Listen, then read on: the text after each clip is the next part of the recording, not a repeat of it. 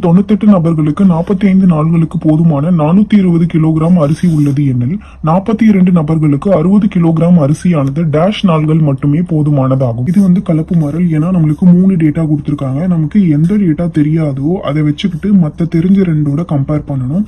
முதல்ல நபர்களையும் நாட்களையும் கம்பேர் பண்ணலாம். நபர்களின் எண்ணிக்கை 98 இருந்து 42 குறையும் போது நாட்களின் எண்ணிக்கை அதிகரிக்கும். ஏன்னா 98 பேர் 45 நாட்கள் சாப்பிட வேண்டிய அளவுள்ள அரிசியை 42 நபர்கள் இன்னும் அதிகமான நாட்கள் சாப்பிடலாம்.